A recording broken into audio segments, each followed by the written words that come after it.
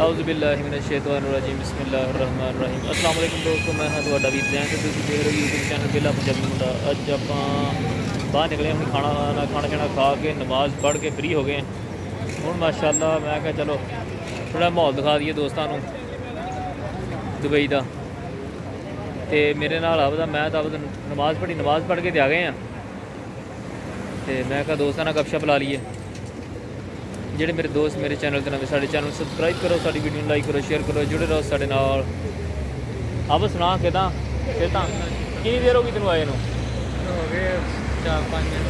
4-5 दिन। आबद भाई नूं ईद तो पहले आया, 4-5 दिन कितने हो गए? ईद तो पहले आज 12। अच्छा आहो, आबद भाई नूं 5 दिन हो गए आ माशाअल्लाह। तो आपां नूं अज दूसरा दिन सीगा। ते बाकी देखते हैं की बनता, अल्लाह खैर करे। तो दोस्तों जिस जगह असीं रह रहे हैं ये मेन दुबई है जी, मेन दुबई है ना। ये दुबई का गढ़ वा जी, आह डाउन टाउन जिन्हों कहते हैं। देखो दोस्तों इमारतां ते गड्डियां देखो कितनियां सोहणियां सोहणियां माशाअल्लाह। बंब क्या बात है जी, ज़बरदस्त। मैं कहना बाश जहाज ही है।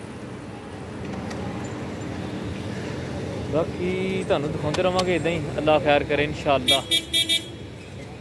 जिधरले पासे जाना चाहिए।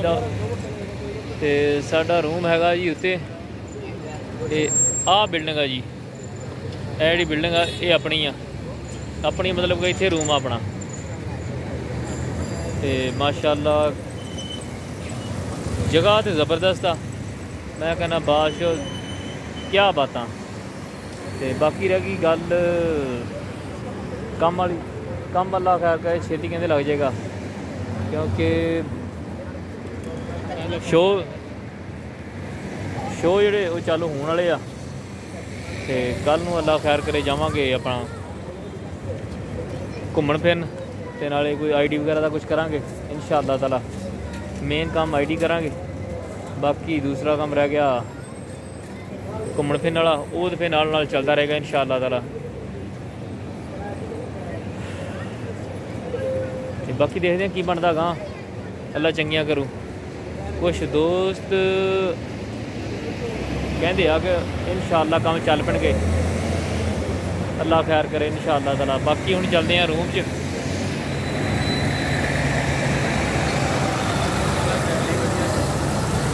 मिलते हैं आप अगली वीडियो च इंशाअल्लाह ताला।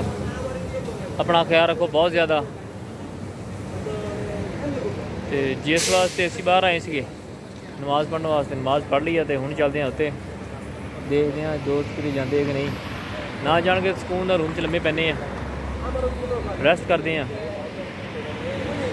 बाकी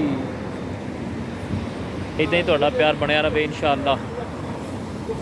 ओके दोस्तों, अपना ख्याल रखो बहुत ज़्यादा, दुआवां याद रखो।